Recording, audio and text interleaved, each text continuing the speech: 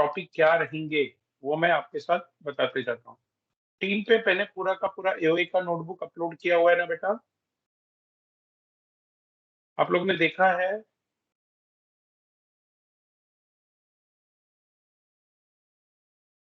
Hello? मैंने पूरा AOA का नोटबुक अपलोड किया हुआ है। अगर वहाँ किसी को नहीं मिला तो भी मैं ये चैट में एओए का पूरा PDF right from lecture 1 to the last lecture जो भी है मैं यहाँ पे अपलोड कर दे रहा हूँ। चैट में सबको मिल जाएगा, टीम में भी अपलोड किया हुआ है। आपको पहला एक बात अश्योर करता हूँ मैं कि आपको बाहर से कोई भी नोट कुछ पढ़ने की जरूरत नहीं है। ये क्लियर रखो आप। अलग से कुछ भी आपको पढ़ने की जरूरत नहीं है। आपका जो नोटबुक है उसके जो आंसर है आप वही लिखिए, आपको पूरे नंबर मिलेंगे 100%। Now let me share the screen.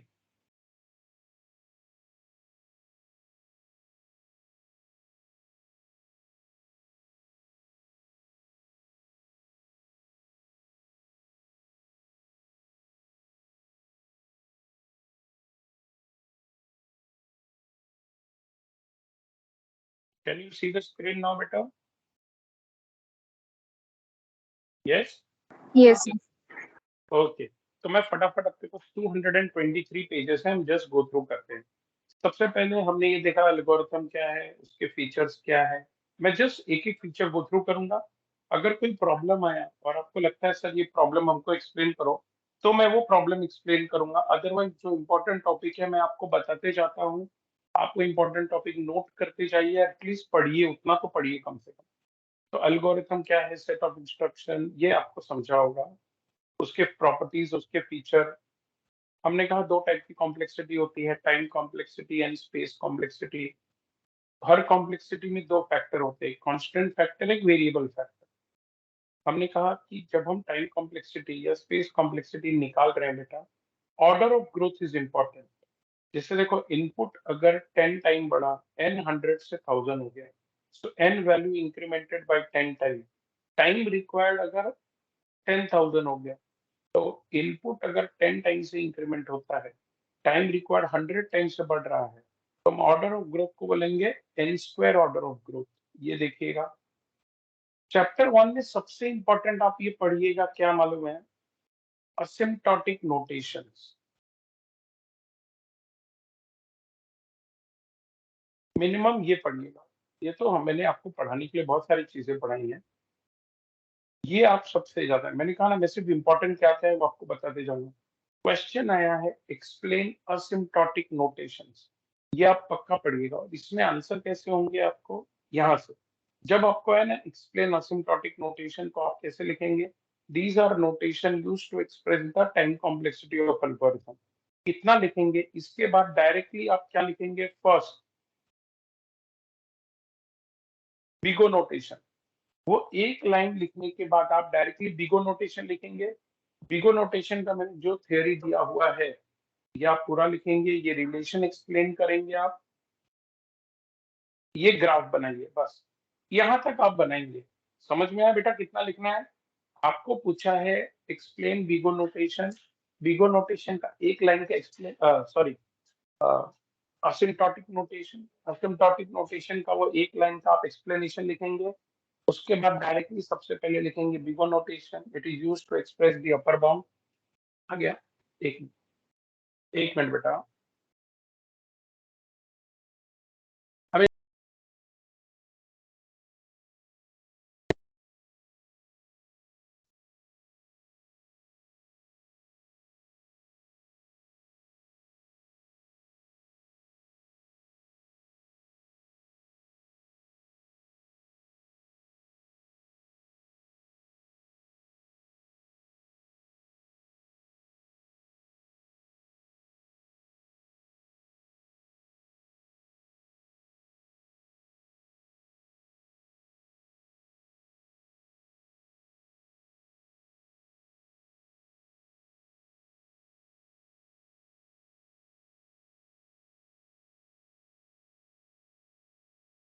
Okay, तो हम सबसे पहले बोलेंगे कि भाई बिगो नोटेशन अपर बाउंड रिप्रेजेंट करता है, पॉइंट बताइएगा, ठीक है? फिर ये रिलेशन एक्सप्लेन कीजिए, ये उसका एक्सप्लेनेशन है, और अपर बाउंड है, यानी f of n less than equal to c times g of n, और ये ग्राफ बना दो। Is that clear? ये एग्जांपल देने की जरूरत नहीं है अगर खाली आपको एक्सप्लेनेशन पूछा है अपर बाउंड, बिगो नोटेशन, ठीक है? उसके बाद ये आपको बिगो नोटेशन तो समझा ना भाई? मैं एकदम छोटे-छोटे टॉपिक पे नहीं जा रहा हूँ बेटा। उसके बाद मैं सिर्फ बता रहा हूँ कि क्या पूछा तो क्या लिखो। फिर ये तो मैंने एग्जांपल आपको समझाने के लिए दिया है। फिर ओमेगा नोटेशन के बारे में लिखो, ग्राफ बनाओ, ग्राफ तक ये जो हमने बनाया ना, यहाँ तक ही बनाओ, फिर छोड़ दो, सफिशिएंट। और फिर थीटा नोटेशन, ठीक, ये मैंने थीटा नोटेशन का, ये रहा average case complexity, theta notation का रिलेशनशिप, ठीक है? और थीटा नोटेशन का ग्राफ भी बनाया होगा मैंने। ओके, ग्राफ नहीं बनाया। ओके, थीटा नोटेशन का मैं ग्राफ, ग्राफ कैसा होगा थीटा का, देखो बेटा, ठीक है? ये n जीरो है, मैंने कहा ना अपने पास दो वैल्यूज है, ठीक है? ये एफ ऑफ एन, मैंने कहा F of N greater than equal to C one G of N. देखो F of N is greater than equal to C one G of N, but F of one is less than equal to C two G of N. तो ये इसका graph हो गया। Is this clear? ये समझा क्या बेटा? ठीक है, तो सबसे इंपॉर्टेंट क्वेश्चन आता है क्वेश्चन नंबर वन में, एक्सप्लेन असिम्प्टोटिक नोटेशन। आपको बिगो, ओमेगा और थीटा तीनों एक्सप्लेन करने हैं। फिर ये टाइप के भी क्वेश्चन कभी कभी आते हैं एग्जाम में। जैसे मैंने कहा कि अगर 0.5 मिली सेकेंड दिया है ये इनपुट साइज के लिए, तो अगर लीनियर है और मेरा इनपुट साइज 500 है तो क्या होगा?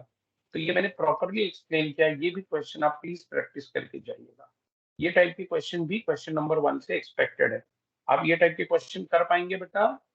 आप हाँ बोलोगे तो हम आगे बढ़ेंगे। ये टाइप के क्वेश्चन आप कर सकते हैं? Yes sir. Yes sir. Okay, ठीक, मैंने कहा ना बेटा, देखो अपने पास जो भी टाइम है मैं उसमें ये डिस्कस कर सकता हूँ इंपॉर्टेंट क्या है, कितना लिखना है, और आंसर मैंने जैसा लिखा वैसे ही लिखो, एकदम प्रॉपर है बेटा ये, ऑर्डर ऑफ ग्रोथ, ठीक है? ये टाइप के क्वेश्चन एग्जाम में इंपॉर्टेंट है।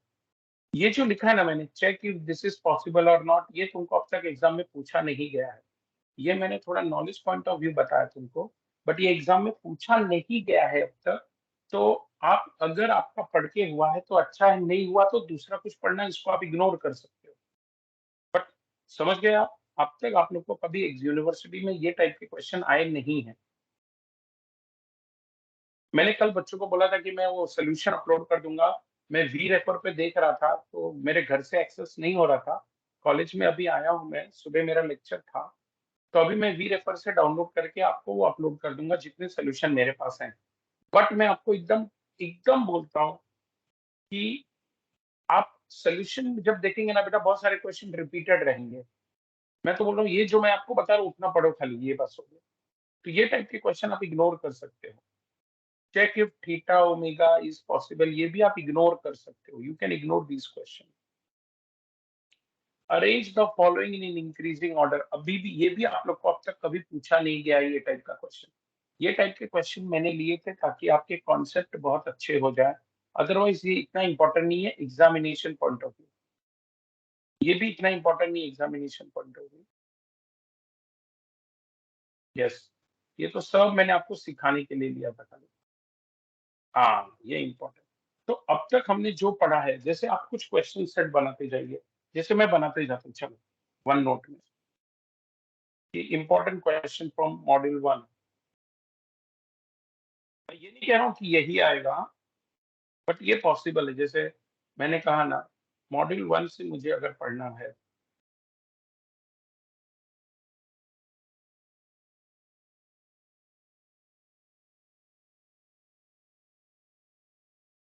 मॉड्यूल वन से, तो पहले मैंने क्या बोला, असिम्प्टोटिक नोटेशन,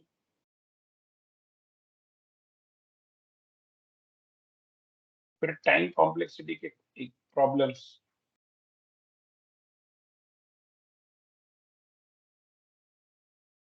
फिर रिकरेंस रिलेशन।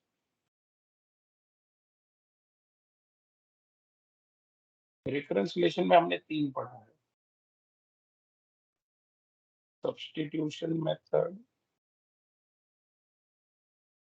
हमने पढ़ा है।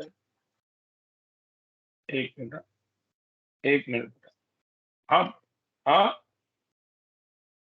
हाँ बोल, हाँ बोल लेते। Amit, yes sir. अमित।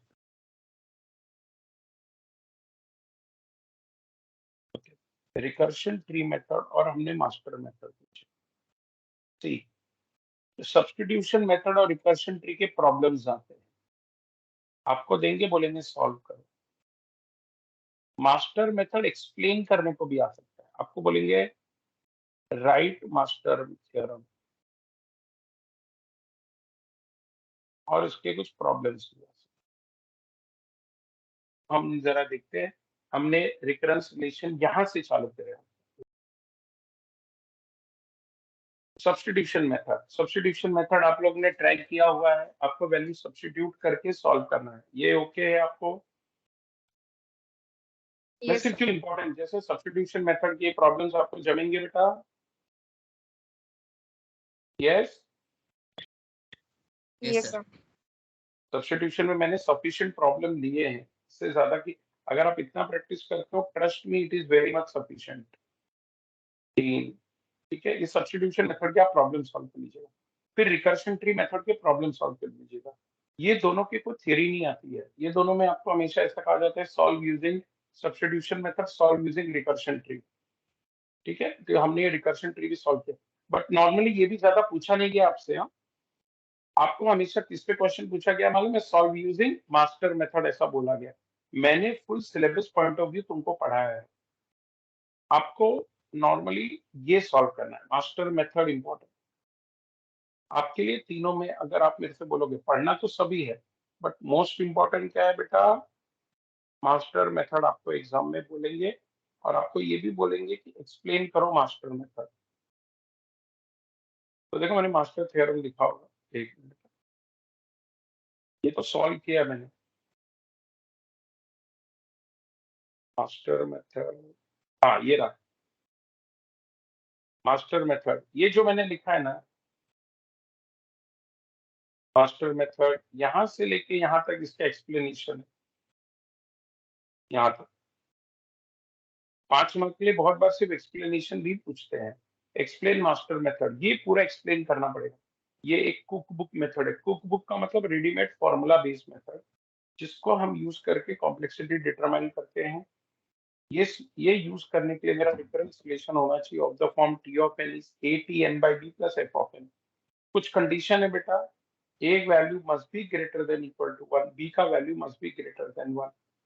फिर ये 3 कंडीशन है। हम एफ ऑफ एन अगर ये होगा तो ये मेरा आंसर है, एफ ऑफ एन अगर ये होगा तो ये आंसर है, एफ ऑफ एन ये होगा तो ये आंसर है।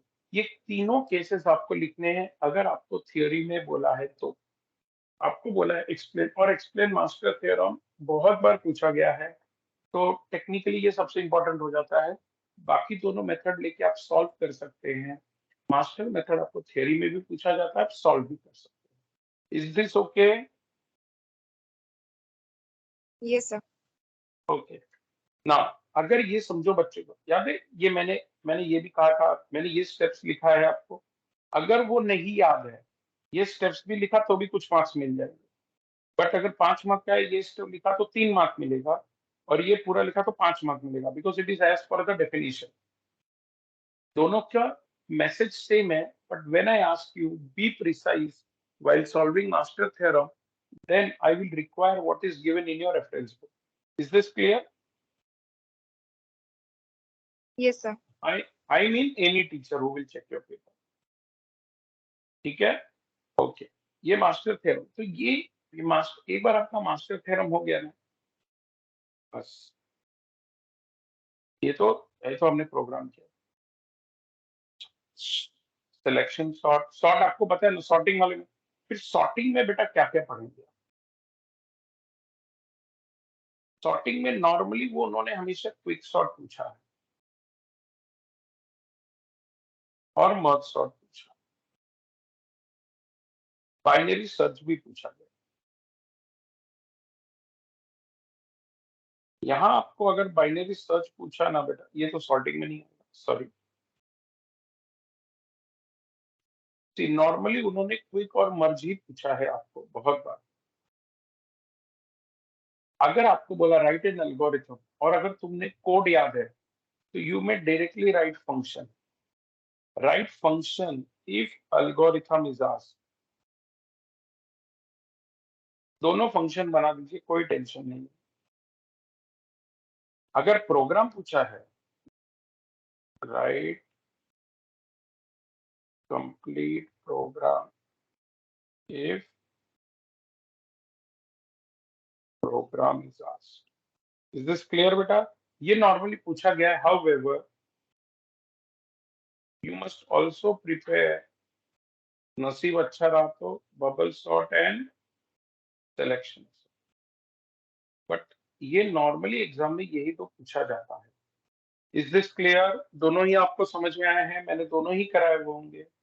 ठीक, क्विक सॉर्ट आपको मैंने जो फंक्शन लिखा है ना बेटा, जैसे एग्जाम में सिर्फ बोला एल्गोरिथम लिखो, तो डायरेक्टली ये जो मैंने ऐसा लिखा ना, डायरेक्ट आप ऐसा लिख सकते हो। मैंने प्रोग्राम भी दिया हुआ है, यू कैन राइट। ये तो सब आपका एक्सप्लेनेशन है, ये इतना तो डिटेल। ये देखो ना, मैंने लिखा है ना क्विक सॉर्ट का फंक्शन, तो जो फंक्शन पार्टीशन लिखा है वो पहले लिखना, उसके बाद क्विक सॉर्ट का फंक्शन लिखना, खेल खत्म।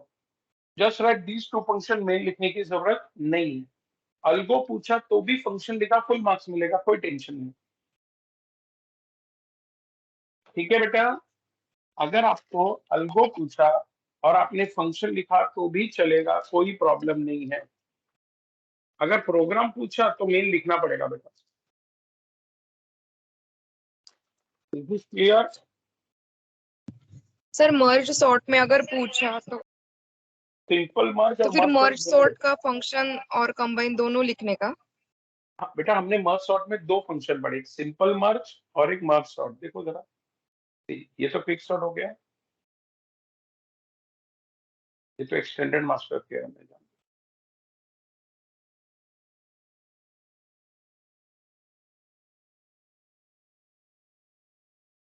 क्विक सॉर्ट क्या, एक मिनट, मर्ज सॉर्ट और क्विक सॉर्ट के एनालिसिस भी पूछ सकते हैं आप।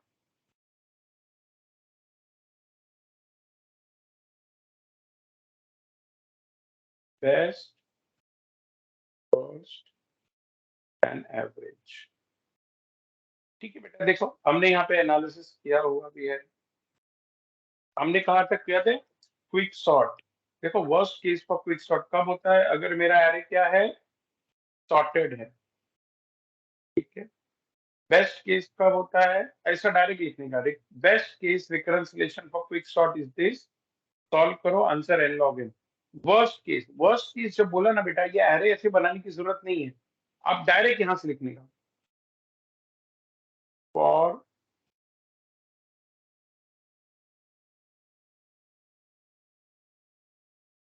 डायरेक्ट लिखो, for worst case recurrence relation is this, T of N is T of n minus one, direct लिखने का इधर से।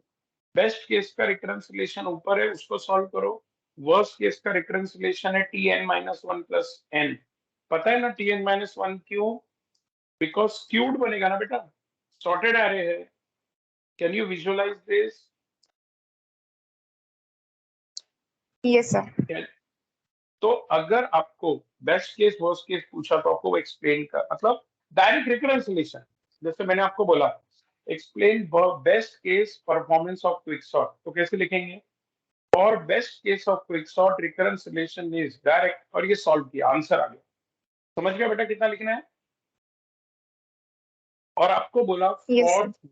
For worst case quick sort, ये तो मैंने आपको समझाने के लिए लिखा है। तुम्हारे एग्जाम में आंसर डायरेक्ट रिकरेंस रिलेशन से चालू होगा। Will start your answer with recurrence relation directly. Is that clear? Yes sir. कोई confusion? No sir. No sir. Okay, हाँ। अब अभी आया बाइनरी सर्च।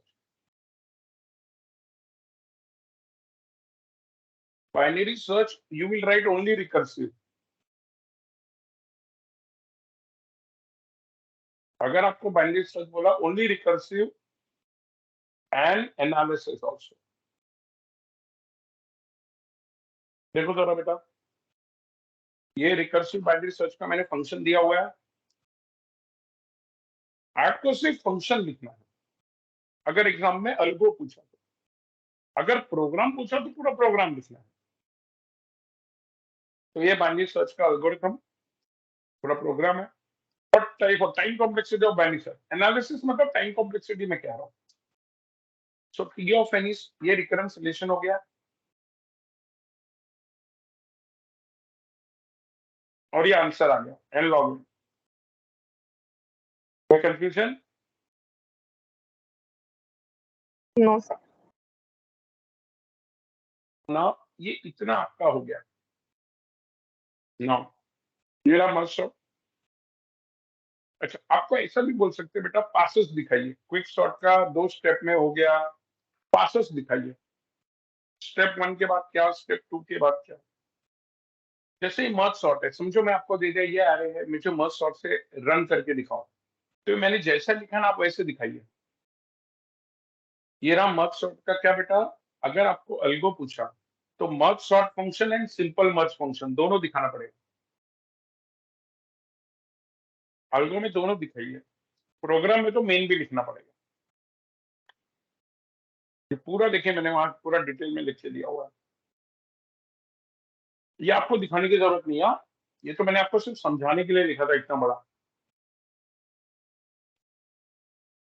एग्जाम में दिखाने की बिल्कुल जरूरत नहीं है। यह मैंने दिखाया कि कंबाइन कैसे होता है। Your array is reduced to n number of array of size 1। वो कंबाइन होते गया कि सॉर्टेड एरे मिल गया।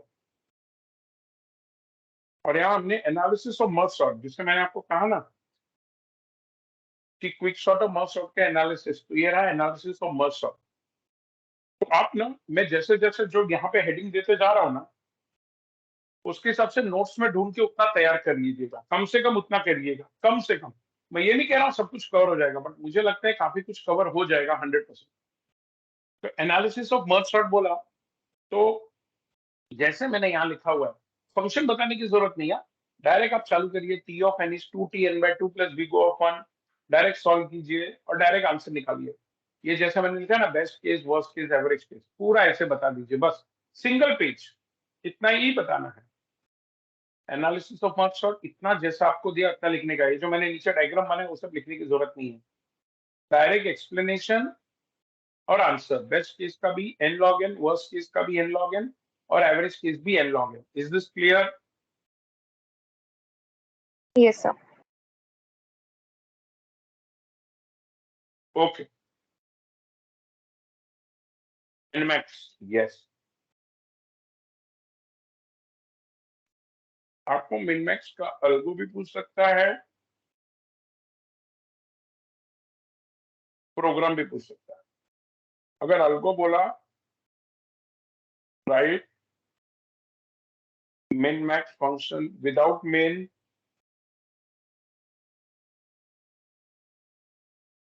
प्रोग्राम बोला write min max function with main। यार एनालिसिस भी करना, एनालिसिस। देखो ये रहा min max। नॉर्मल अप्रोच लिखने का नहीं, direct divide and conquer approach, min max का फंक्शन नीचे बनाया है। ये पहले मैंने आपको लॉजिक सिखाया आपको, फिर मैंने यहाँ नीचे प्रोग्राम दिया होगा। अच्छा, अगर आपको एग्जाम में बोला है, प्लीज, आपको कभी कभी एग्जाम में ऐसा बोल सकता है, explain what is greedy approach,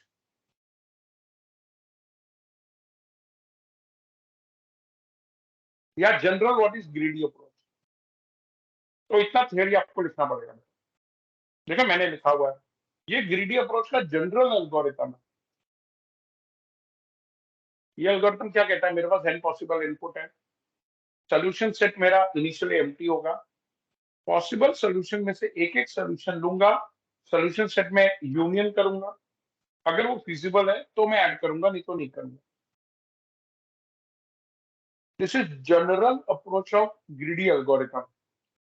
देखो, जनरल एल्गोरिथम फॉर ग्रीडी। यहाँ पे आप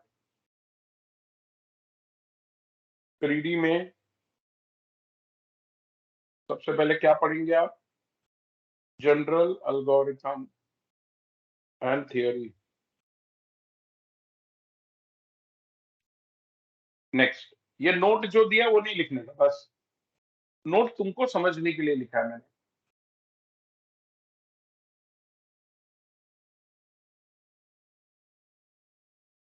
फिर आपको इंपॉर्टेंट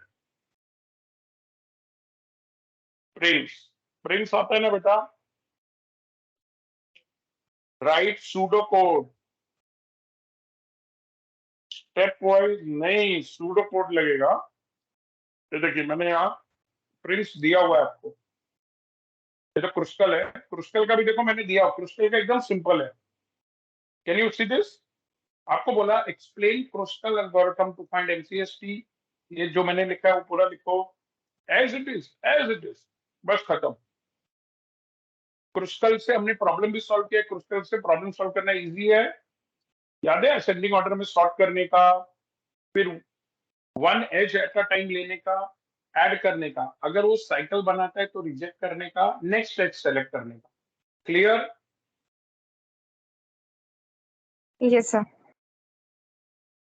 So, हाँ बोल बेटा। so for Kruskal, so we don't have to draw like the tree at every iteration, right? Also, we can draw it at the end. देखो बेटा, आप हर इक्वेशन में नहीं दिखेंगे, लेकिन जब भी आप स्टेप दिखेंगे, देखो मैंने लिखा है कंसीडर 4 3, कंसीडर 2 7 एच। समझ रहे हैं आप? देखो मैंने 1 2 3 4 पूरा Yes, डिटेल में yes. लिखा है, क्योंकि मतलब 5 से 6 मार्क के लिए रहेगा। तो उसको स्टेप दिखाइए, देखिए ये एच कंसीडर कीजिए, ये एच साइकिल बनाता है तो रिजेक्ट कर रहे हैं, नहीं बनाता है then we have to add that edge. This is at least you have to show. It's not compulsory for you to draw at every stage. If you draw it, it is anyway not going to take much time. Okay, sir. मैंने खुद देखो ना एक ही बनाया, but मैंने ये step दिया ना, 1 स्टेप 2 स्टेप 3, है ना, 5 6। तो जब आप स्टेप लिखते हो तो क्लियर हो जाता है कि समझ में आ गया। Yes? Yes, sir.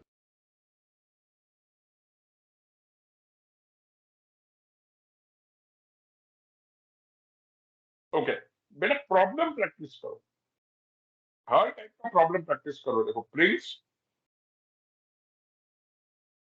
Crystals, right pseudo code, practice problems, right pseudo code, practice problems. एक भी अगर अच्छे से समझ गया तो आप आगे का पक्का कर सकते हैं, कोई दिक्कत नहीं। क्रिस्टल वाले में किसी को कोई प्रॉब्लम है क्या? अब हम प्रॉब्लम पे आ गए, इसलिए मैं आपसे पूछ रहा हूँ। क्रिस्टल सॉल्व करना easy? Yes, sir. Yes? Okay, now next.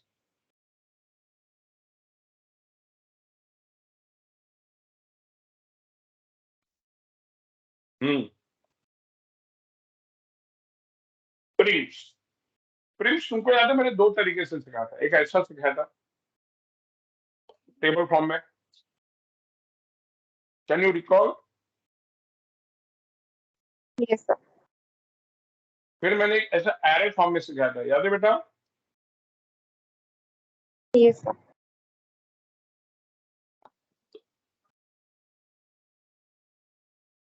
तुमको कौन सा इजी लग रहा है?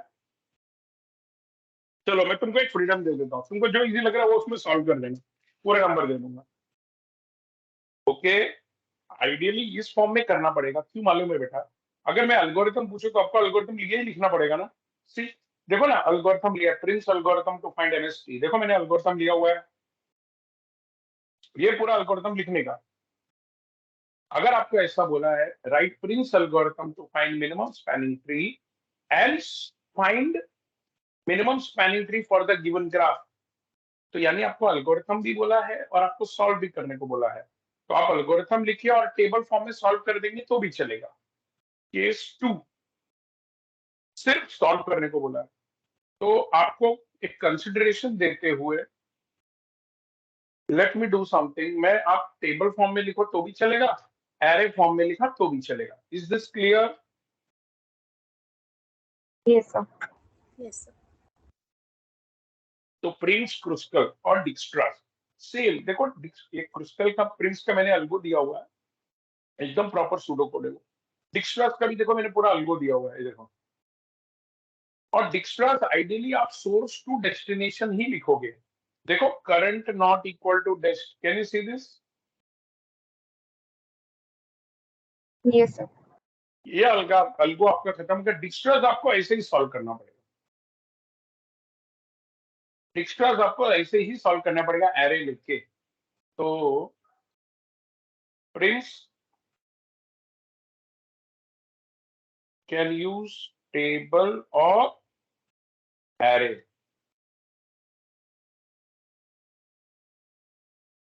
डिक्स्ट्रास सूडो कोड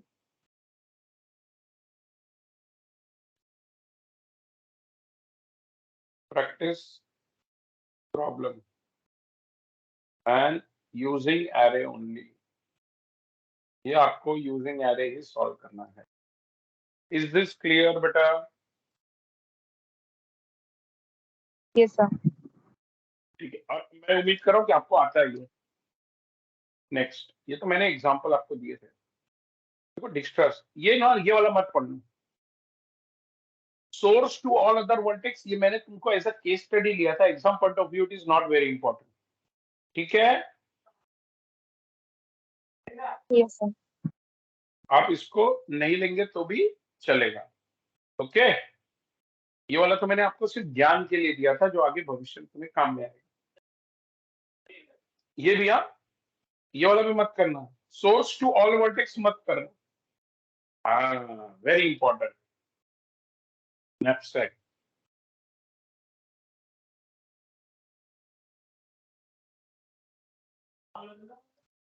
आपको सिर्फ फ्रैक्शनल पढ़ना है आइडियली। हाँ, मैंने 0-1 भी पढ़ा है, बट आपको सिर्फ फ्रैक्शनल पढ़ना है। फ्रैक्शनल नैपसैक का आपको एग्जाम में 99% प्रॉब्लम आता है, 99% प्रॉब्लम। ये देखिए मैंने आपको इस तरह से प्रॉब्लम कराया ना, ये वाला जैसे आपको ऐसा दिया जाएगा, आपको कुछ प्रॉफिट दिया जाएगा, आपको कुछ वेट दिया जाएगा और आपको सॉल्व करना है। Yes, Yes, sir. तो ये टाइप को 99% बेटा आज तक एग्जाम में ऐसे ही आया है। और ये जो, अच्छा और एक बात बताता हूँ, तुम मेरे को बोले सर PYQs दे दो, प्रीवियस ईयर क्वेश्चन, ये जितने भी मैंने प्रॉब्लम सॉल्व किए ना, ये सब पुराने एग्जाम के ही क्वेश्चन हैं। तो ये जो भी मैंने किए हैं वो भी एग्जाम के ही क्वेश्चन है। तो सबसे पहले आप नैपसैक में ना प्रॉब्लम पे प्रैक्टिस कीजिएगा। अच्छा, कभी कभी आपको नैपसैक का अल्गो भी पूछ सकते हैं, थियरी। तो देखो मैंने नैपसैक का आपको ये कोड दिया होगा। हाँ, अच्छा, कभी कभी ऐसे बोलते हैं define knapsack problem, define knapsack problem. तो ये रहा नैपसैक प्रॉब्लम का definition from here to here, कि भाई नैपसैक प्रॉब्लम होता क्या है। हमको प्रॉफिट मैक्सिमाइज करना है subjected to the constraint that weight is less than equal to m। Yes, ये हमारा प्रॉब्लम है। ठीक है, वर्स्ट केस में मैंने कहा अगर आपका नसीब नहीं अच्छा रहा तो आपको अल्गो पूछ सकता है। इस प्रैक्टिस करके मैंने नीचे अल्गो दिया हुआ है, मैंने 2 एग्जांपल सॉल्व किए। देखो greedy algo for knapsack problem, pseudo code दिया हुआ है मैंने। ठीक है, नॉर्मली सूडो कोड करते नहीं है लोग, but I have given you everything, you just have to go through it. And जरूरी नहीं कि शब्द ब शब्द आप ऐसे लिखें, बट अगर आप यही मैसेज दे रहे हैं तो you will get marks, not need not to worry। So I have also given you the algorithm for knapsack। Is this clear beta? और last job sequencing with deadline. Problem आता है exam में, हमेशा problem आता है। Algo कभी पूछा नहीं, बट मैंने देखो हाई लेवल डिस्क्रिप्शन दिया ना अल्गो, फिर भी मैंने अल्गो देख के रखा है।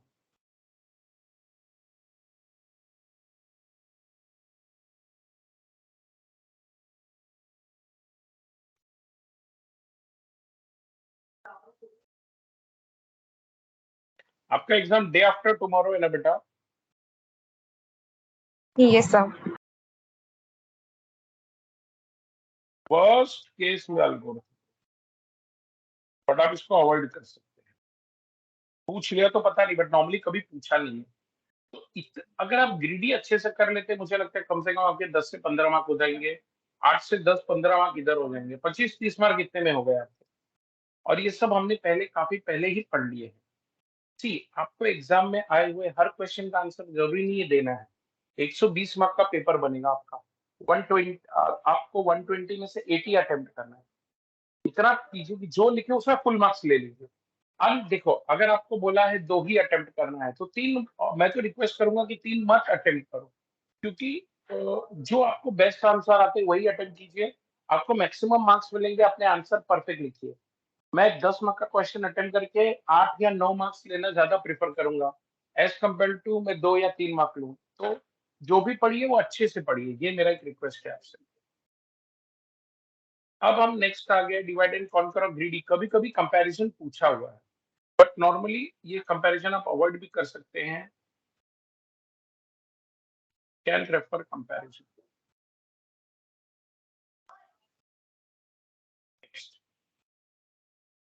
जॉब सीक्वेंसिंग डेडलाइन क्या है? प्रॉब्लम है। मैंने कहा प्रॉब्लम प्रैक्टिस कर लीजिएगा। जॉब सीक्वेंसिंग डेडलाइन का एल्गोरिथम है। Dynamic programming. डायनामिक प्रोग्रामिंग में ना बेटा प्रॉब्लम्स ज्यादा आते हैं हमेशा।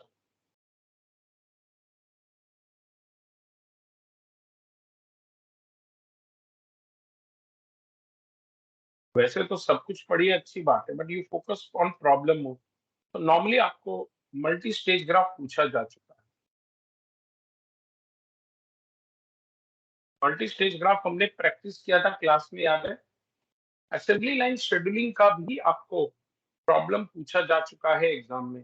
अरे 3 दिन महिना नहीं 6 मंथ नहीं नहीं अरे 6 मंथ। ये सब प्रॉब्लम्स पढ़िए। प्रॉब्लम डायनेमिक प्रोग्रामिंग मैं तो ऐसा रिकमेंड करूंगा सिर्फ प्रॉब्लम सॉल्व करके जाओ सारे टाइप के। अगर आपको ज्यादा पढ़ के नहीं हुआ है तो डायनेमिक प्रोग्रामिंग का आप प्रॉब्लम सॉल्व करके जाइए सारे टॉपिक का। जैसे मल्टी स्टेज ग्राफ, आपको एक ग्राफ देगा, बोलो प्रॉब्लम सॉल्व करो, डायरेक्ट जैसे दिया वैसे ही सॉल्व करने का, एकदम सिंपल तरीके से स्टेप बाय स्टेप। थोड़े बड़े हैं डायनेमिक प्रोग्रामिंग के प्रॉब्लम। मल्टी स्टेज थियोरी में नहीं पढ़ेंगे तो भी चलेगा।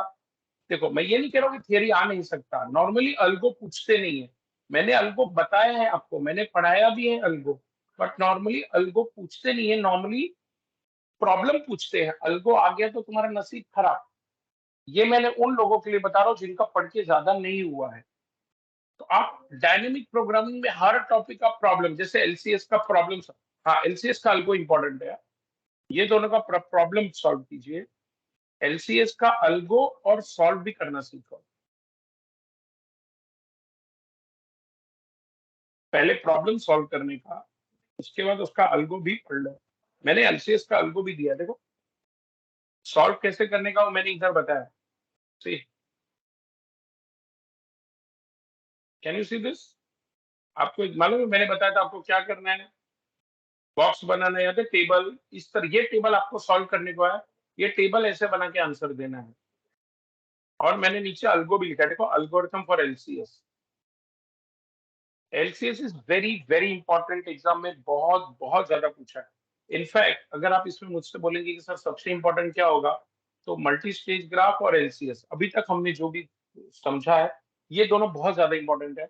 मल्टी स्टेज ग्राफ से हमेशा प्रॉब्लम पूछे गए हैं, असेंबली लाइन से हमेशा प्रॉब्लम पूछे गए हैं, एलसीएस से प्रॉब्लम अल्गो दोनों पूछे गए हैं,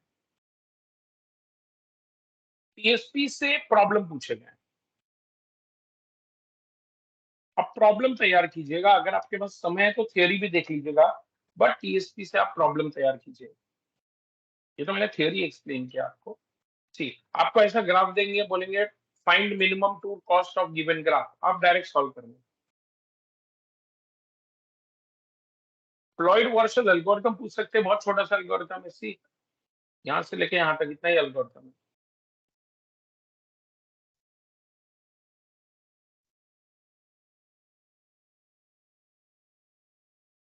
ये शॉर्ट नोट में आ जाता है नॉर्मली, ये नॉर्मली शॉर्ट नोट में चले जाते हैं, प्रॉब्लम नहीं आते इस पे। नॉर्मली आपको ग्राफ नहीं पूछा जाता है, तो आप सिर्फ फ्लॉइड वार्शल का एल्गोरिथम पढ़ लीजिएगा, ठीक है। हाँ नहीं नहीं नहीं, ऑल पेयर शॉर्टेस्ट पाथ आता है बराबर। Problems, all pair shortest path के प्रॉब्लम्स आते हैं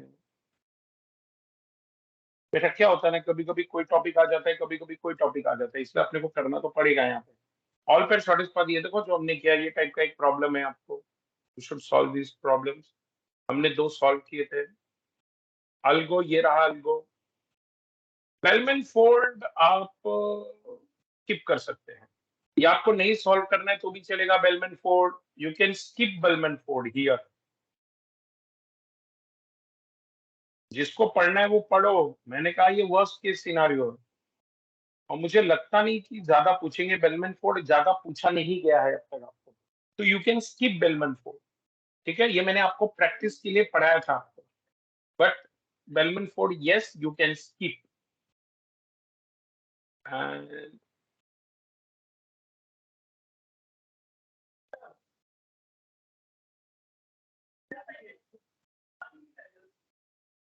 यस यस, 01 डायनामिक नैपसेट आप पढ़ेंगे। प्रॉब्लम्स, हाँ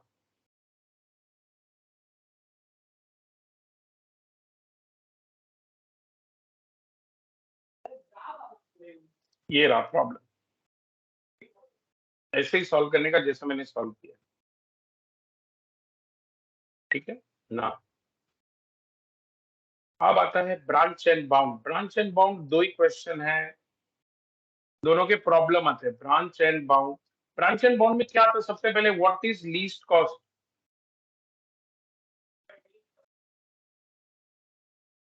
व्हाट इज एलसी सर्च पढ़िएगा। देन सेकेंड आपको शॉर्ट नोट में आता है 15 पजल।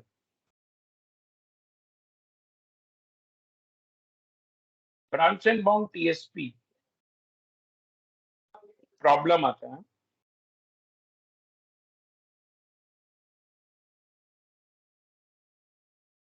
प्रॉब्लम्स आते हैं, हमने ब्रांच एंड बाउंड किया हुआ, काफी बड़ा भी है वो।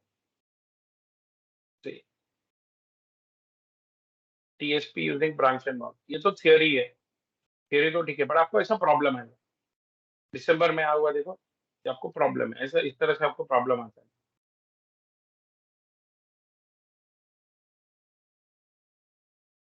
अब आता है आपका बैक ट्रैकिंग।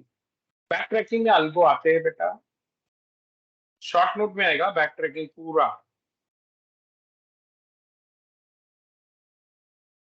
सॉल्व करने को कुछ भी नहीं बोलेंगे, शॉर्ट नोट ऑन।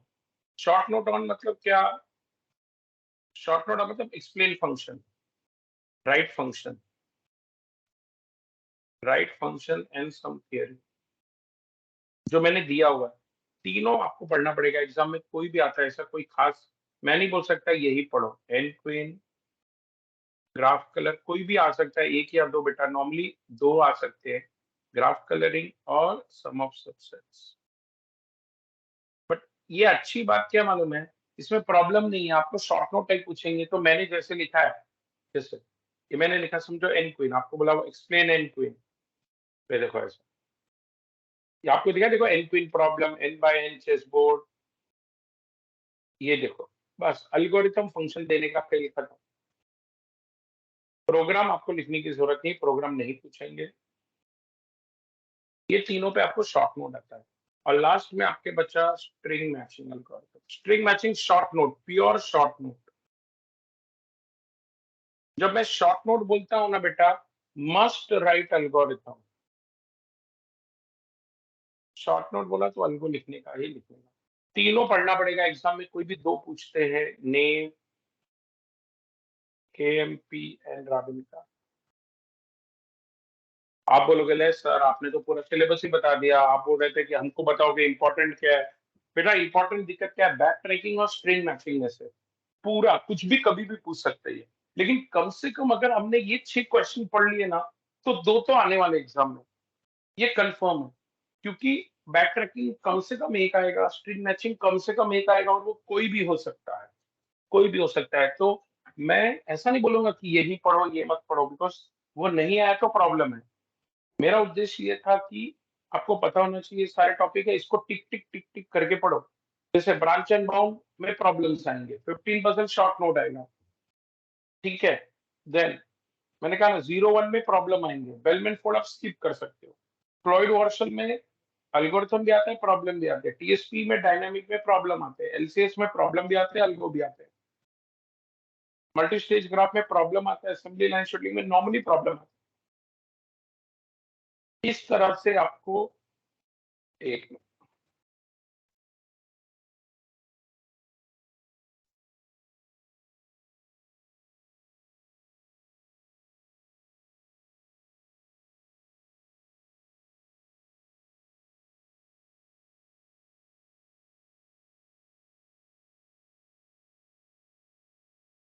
सर हमें रैंडमाइज एल्गोरिदम भी है क्या सिलेबस में?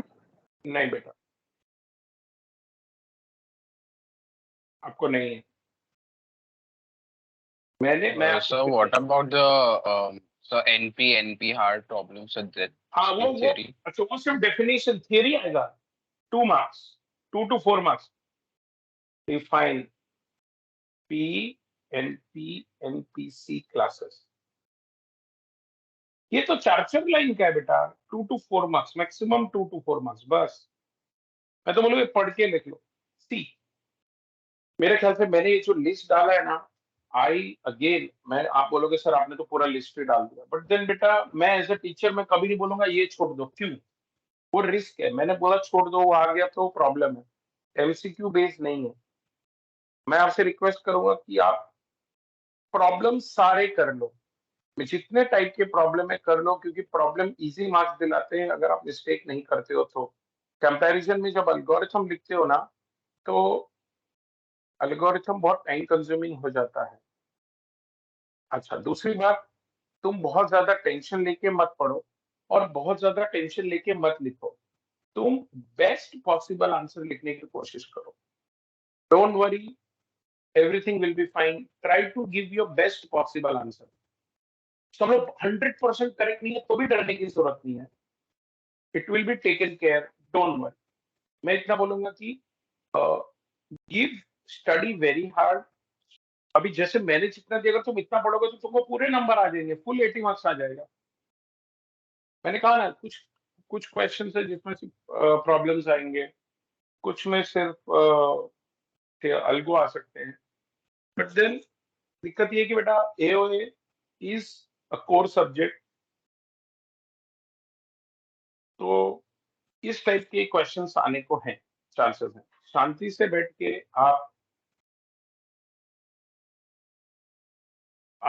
आराम से, मैंने आपको पहले कहा पेपर खाली मत छोड़ना, बस समझ गए ना क्या कह रहा हूँ। प्रॉब्लम्स थोड़े अगर पूरे नहीं आ रहे तो थोड़े स्टेप में सॉल्व करोगे तो भी कंसिडर किए जाएंगे। अल्गो एकदम पूरा नहीं आ रहा है, जितना आ रहा है उतना अच्छे से लिखो। समझ रहे हो मैं क्या कह रहा हूँ? पहले तो यस सर। तुम्हारा उद्देश्य फुल अटेम्प्ट, क्या फुल अटेम्प्ट, पैनिक नहीं होने का, परफेक्ट आंसर लिखो। अगर मेरा मतलब है, समझो कुछ छोटा सा आप अल्गो में कोई स्टेप भूल रहे हो, कोई चिंता करने की जरूरत नहीं है। Marks will be given to the steps in problems also, in algo also. Is that clear? Yes sir.